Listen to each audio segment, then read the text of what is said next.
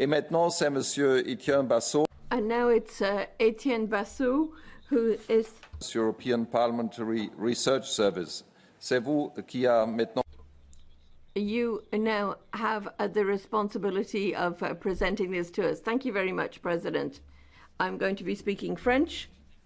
It is a great pleasure for me to be here with you this morning, together with my colleagues Micha and Sarah, and to see a lot of familiar faces, people I had the privilege of working for. I'd also like to welcome the excellent cooperation between the EPRS and the committee, and also like to thank all of the members for the high-quality relations that we have. It is already quite late, so perhaps I'll just stick to making 5 comments and show you a few things from the website. Now, first of all, I wanted to say that all of our EPRS resources are accessible to the former members on the internet. So I wanted to just give you a list of all of the resources that we have. Everything is available. Not everything is translated, but some parts of the resources have been translated. And the other thing I wanted to mention to you was the archives. The archives really help former members to digitize in a professional way all of their past material, and all of this can then be saved for posterity. And I know that a lot of you have used the Historical Archives service, but I did want to encourage you to continue to use it or start to use it if you haven't already. Thirdly, we have events which we organize. Mr. mentioned an event that Mr. Porto, an event that will be happening next week on the Lisbon Treaty. There was one last year on the 40-year anniversary of the universal suffrage, and then on the 3rd of April of next year, there will be another event celebrating the 40 years of elections, and we invite you cordially to all of these. And that brings me to my 5th comment, which is the presentation of today's website. It's a new site, it's new work, it's something which it really is a game changer, as you'll see. Yesterday evening, we were talking a lot about communication with citizens and the need to explain to people that Europe is doing things for citizens. And I understood from what Elisabetta has told me that this is something you've been talking about this morning as well.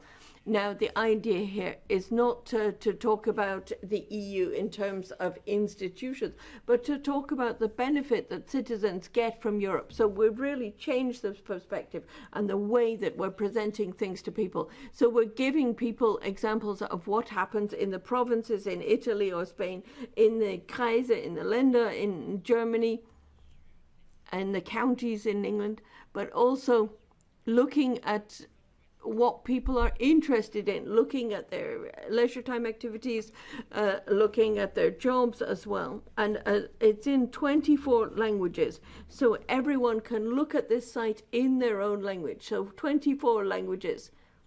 Now, I'm not going to contradict Jacques Delors, but I think we can get people to fall in love with the single market. You will see that free movement is something that really helps people. Cross-border working is something that if we're not talking about these areas being peripheral, if they're part of the single market. So I do think we can get people to fall in love with the idea of the single market. Now, no additional resources have been used. It's 140 colleagues who've been working for 16 months, and this was announced by President Tajani at the last session in Strasbourg. And all of these colleagues are people who work very regularly in the service. So no additional resources. And I think that Sarah is going to show you a little bit more about the site. She's going to show you how to move around in the site and give you a few examples. Thank you very much, Etienne Basso, for your presentation. And now let me give the floor to you, Madam. Speak in English. I've been managing the different dimensions of this project for the last while. And I'm happy I don't have to say very much today because I think the site really speaks for itself. The context, of course, as Etienne said, we are approaching elections next year. members of the House do go back to the citizens, do try to explain what has been done. Sometimes it can be difficult, as we all know, to cut through the jargon. It can be difficult to speak meaningfully and with directness, but with simplicity, to different types of interlocutors and different types of citizens. And what we hope to offer here is a tool which can, of course, be used by members, but also by people such as yourselves, by civil society, by people who are active in their community or in their region. So first thing to say, it was already said, this site exists in 24 languages. It was a new departure for EPRS to work in that many languages, but we're happy we got there. When you land on the site and choose your language, you'll be given the option of these 3 doors, the 3 sections of the site. What do you find inside these doors? Well, let's have a look in the regions. What you find here is a series of short notes which aim to answer the question, what is the EU doing in my region, in my area, in my city? The notes are about a page long. So I see former President Cox in the audience. Maybe, Mitja, we zoom in on Ireland, we'll zoom in on Cork, which is his old neck of the woods. And you will see that you get a short note, short introduction. What kind of region is this? Is it rural? Is it urban? Is it a region that's influenced by tourism? Is it a region that's suffering economic decline? Or by contrast, is it doing really well? Does it have problems finding people to fill the jobs that are available? Or does it not have enough jobs for the young people? Is it a place that's going to be impacted, let's say, by Brexit? Cork is a good example. They are building up the port in Cork to try and improve direct routes between Ireland and the continent after Brexit. What we try to show in the note is a short picture of the region and a few examples, not everything, not the full picture, a few examples of the impact of the EU on the ground to people living in that region.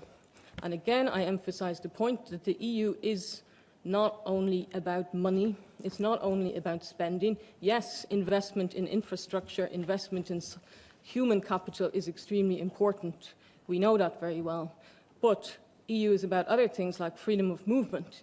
In the case of Cork that we're looking at, it's an epicenter in Ireland for investment from US companies in the IT industry, in the pharmaceutical industry. They wouldn't be there if Ireland wasn't part of the single market. So perhaps it is, again, possible, if you love your job, to fall in love with the single market.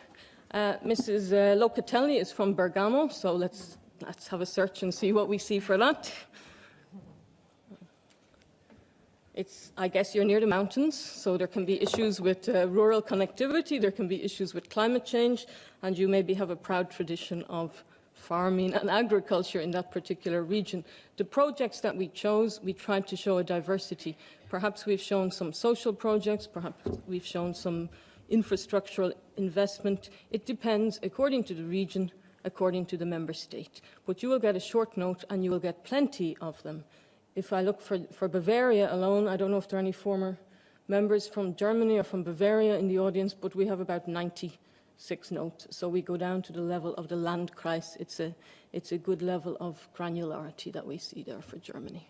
And we do it at 2 levels, so the upper level, the Bundesland, the region, and the lower level, the province, the commune, the locality. They're in 2 languages, the local language and English. Maybe, Mitja, if we look at the second section of the site, these are the citizens groups and the social groups. What we try to answer here, again, briefly, in user-friendly language, what is the EU doing for certain categories of people in society? It can be a professional category, like a truck driver, a teacher, a nurse, a researcher, a judge. It can be a leisure category, like people who like football, people who like gardening, people who like to surf, who like to cook, people who like to go to the museum, go to the opera, read books. And then we look again in small clusters on issues like health, like voyages, like transport, like rights and freedoms. We all, as individuals, have our characteristics. We have our family status, we have our interests, we have our personal life, we have our professional life. And what we hope is that somewhere in this group, people will find things that speak to them. There are about 400 short notes in there, and they're available in 24 languages. Let's search for astronauts and see what we find. Maybe we find something on astronauts, which is, of course, quite a small group in society. It's not one of the biggest groups. But you see, we have a short note. What is the EU doing for people who go... This was not prepared. who go into space? I've been inspired by the audience. So, bigger groups in society, whether that's students, teachers, people in SMEs, smaller groups in society, whether that's astronauts, surfers, or beekeepers. And what we try to do again is go down to a good level of detail. So, not just talk about farmers, but talk about beekeepers, or dairy farmers, or olive oil producers, or sheep farmers, or organic farmers. The notes are short, but the level of volume and the links which give a bit further information, they're also in there down at the bottom. So you will find quite a wealth of content there. Animal lovers, I'm sure there's a few in the audience. So I encourage you to have a look. You will find the serious topics like the students and the researchers, but you'll find a few fun ones as well, like the people who like to eat bananas and the people who like to eat fruits. So that's in that second section. 24 languages, so something that I think our members and our colleagues who work in the information offices in the member state, I think they will appreciate having this content available in the local language. Every one of these notes can be shared online. You know, they have a hyperlink. You can email the individual note to a friend. You can put it up on Twitter. You can put it up on Facebook. So it's designed to be shareable digitally. Maybe then the last section of this website, which is the In Focus section. These are longer briefings on selected EU policy themes. We went to Eurobarometer, had a look at what citizens are saying in terms of where they feel the EU should be doing more. Could be things like terrorism, could be things like climate change, could be youth unemployment. And these briefings are a bit longer and maybe aimed at a slightly more specialist crowd.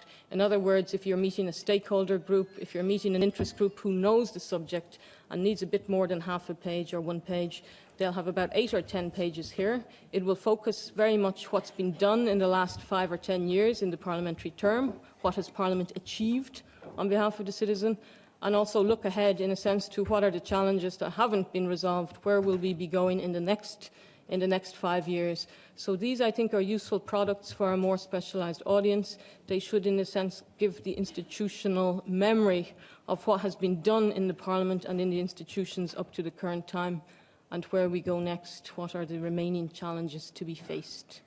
That's it. 3 sections, simple, we hope, user-friendly, we hope, easy to navigate, doesn't require training to find your way around. You can search either by the map or by a keyword, and we really hope that this is something that will be used not only by current members but by other people such as yourselves. Thank you.